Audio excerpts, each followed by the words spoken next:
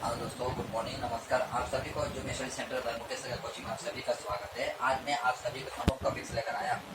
Europe वासियों का भारत आगमन। तो जिस तरह से जानते हैं, यूरोप वासियों से पहले भारत में पुर्तगाली आते हैं। अब पुर्तगाली जो है 1498 ईस्वी में भारत अपने जो कि वास्को डी गामा एक रिप्रेजेंटेटिव के तौर पर आते हैं, जो कि केरल के कालीकट नामक स्थान को उतरते हैं। वो इसके पश्चात यदि भारत के किसी राज्य को यदि पुर्तगालियों से आज़ाद करा जाता है तो वो है आपका गोवा होता है, जो कि 1961 में पुर्तगालियों से भारत गोवा राज्य को आज़ाद कराता है। तो टॉपिक्स को मैं और आगे बढ़ने से पहले मैं आप लोग कहना चाहूँगा कि आप लोग मेरे चैनल को सब्सक्राइब कर लीजिए, साथ में बेल आइकन को भी दबा लीजिए। अब मैं बताना चाहता हूँ कि देखिए, जिस तरह से पुर्तगाली भारत में आए थे, उनका एक अपना एजेंडा था, एक अपना उद्देश्य था। तो पहला उनका एजेंडा ये था कि भारत में आपका धर्म का विस्तार करना था, और दूसरा एजेंडा ये था कि अपने वाणिज्य सेक्टर को डेवलप करना था। तो कहीं ना कहीं ऐसा ही कुछ उद्देश्य लेकर यूरोपवासी भी आते हैं। यूरोपवासी जो भारत में आते हैं, उनका भी मूल उद्देश्य ये होता है कि भारत में अपने वाणिज्य सेक्टर को डेवलप करना चाहते हैं, और दूसरी तरफ ये अपना धर्म का विस्तार करना चाहते हैं। तो देखिए, आप वाणिज्य सेक्टर में कब डेवलप करेंगे, जैसे कि आपका विभिन्न अंचल के लोगों से या विभिन्न क्षेत्र के लोगों से या विभिन्न कंट्री के लोगों से आपका जो संबंध अच्छा रहे, तो जाहिर सी बात है आपका वाणिज्य सेक्टर भी क्या होगा, ऑटोमेटिक डेवलप होगा। तो ऐसे ही कुछ उद्देश्य लेकर क्या होता है, फर्डिनांड मैगलन जो होते हैं वो क्या करते हैं, विश्व का भ्रमण करने के निकलते हैं। कब निकलते हैं, आपका 1480 ईस्वी में।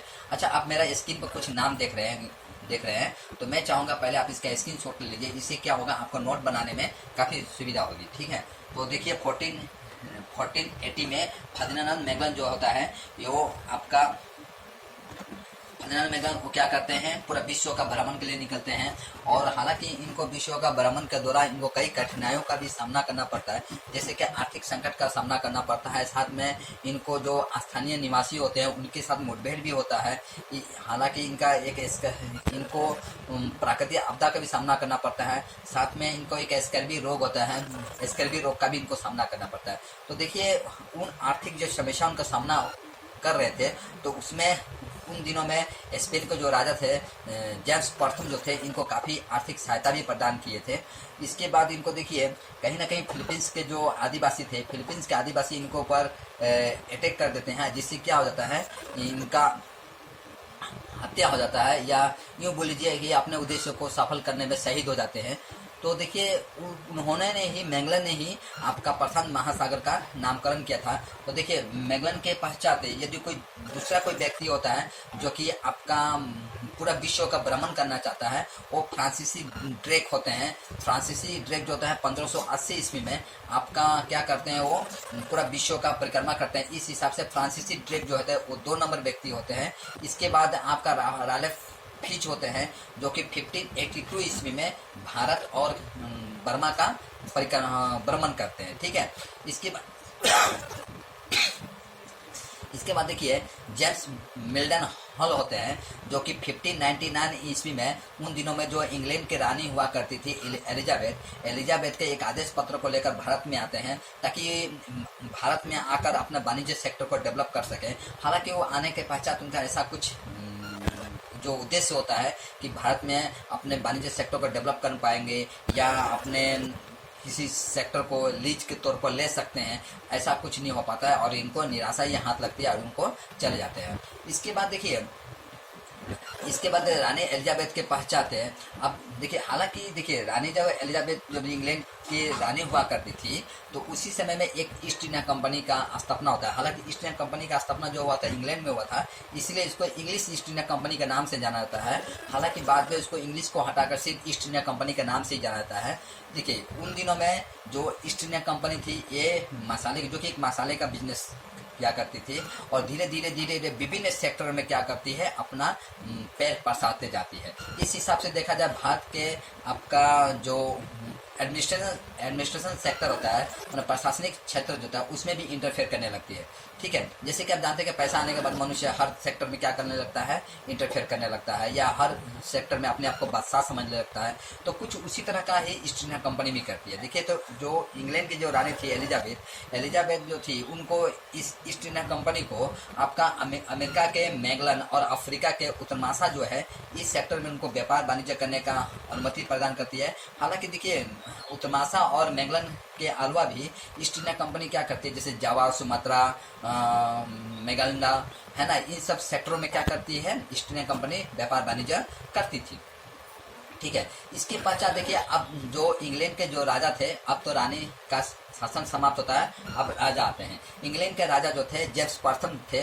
जेम्स प्रथम 1615 ईस्वी में सर थॉमस रो को क्या भेजते हैं, जहांगीर के दरबार में भेजते हैं कि सर थॉमस रो को जहांगीर के दरबार में भेजते हैं। हालांकि देखिए सर थॉमस रो जो होते हैं वो आते हैं जहांगीर के दरबार में आते हैं, लेकिन इस वक्त भी जहांगीर क्या करते हैं, उनको खाली हाथ ही लौटा देते हैं। हालांकि देखिए जहांगीर भले ही खाली हाथ में लौटाते हैं, हालांकि ऐसा माना जाता है कि जो सर थॉमस रो जो थे वो आपका जहांगीर के दरबार में, ठीक है,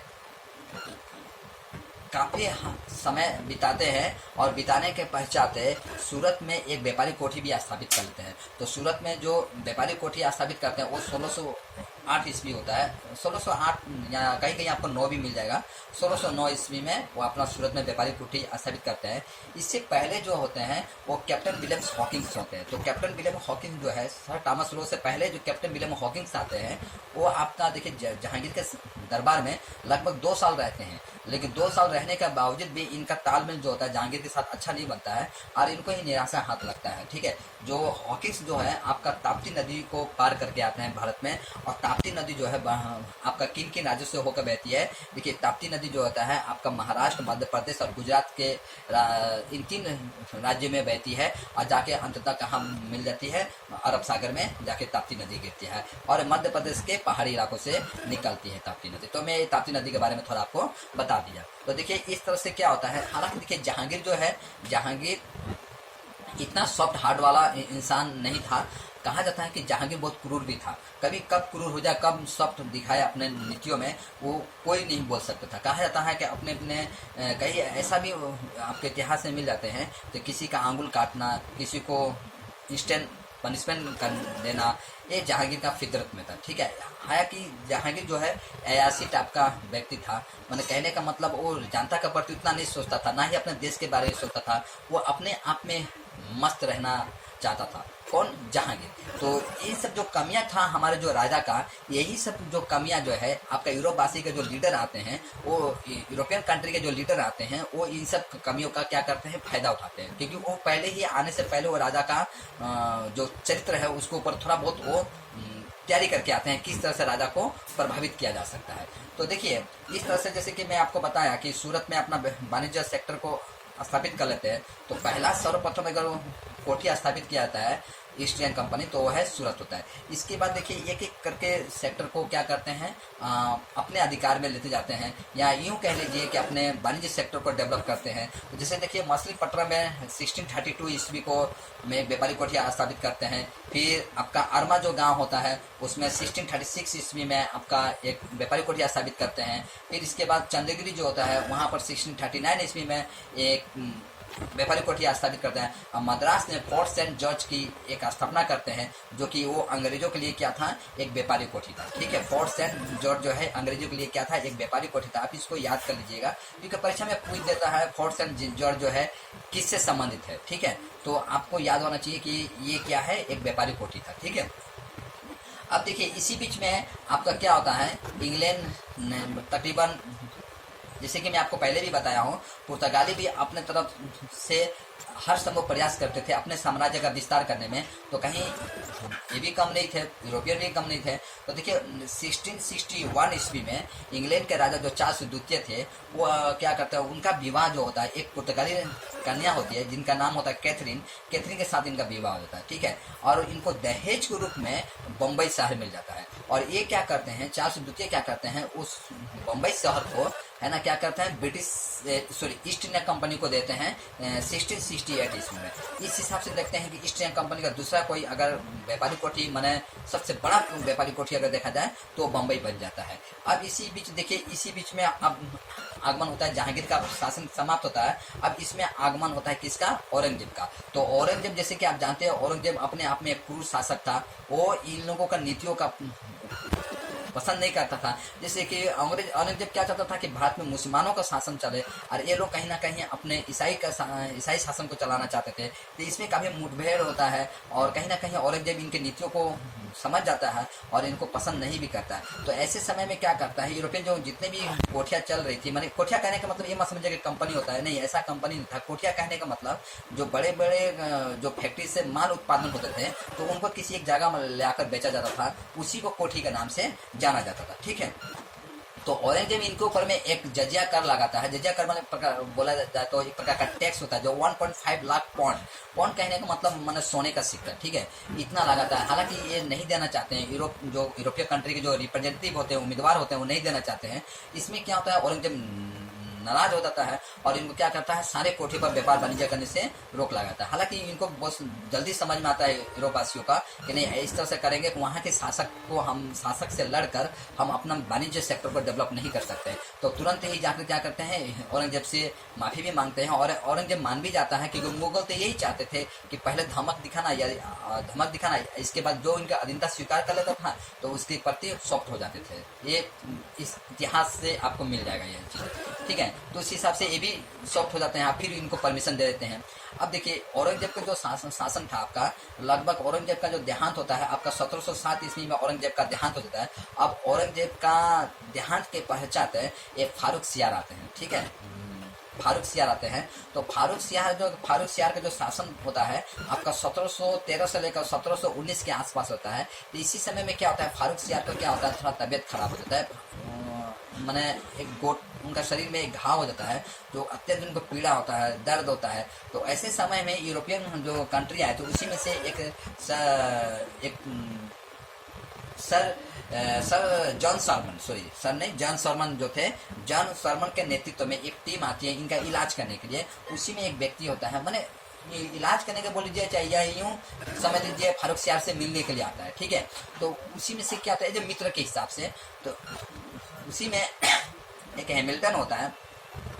जो हैमिल्टन क्या करता है, जो कि हैमिल्टन जो होता है वो क्या करता है, एक चिकित्सक होता है, दैट मीन्स कहा जाता है डॉक्टर होता है। वो क्या करता है, फारूक सियार का आपका इलाज करता है। फारूक सियार का जब इलाज करता है तो फारूक सियार अच्छे हो जाते हैं। अब फारूक सियार अच्छे हो जाते हैं तो अब इसको क्या करता है, फारूक सियार, क्योंकि फारूक सियार दिनों में शासक हुआ करता था, तो फारूक सियार क्या करता है, इनको भारत के विभिन्न अंचलों में क्या कर देता है, आपका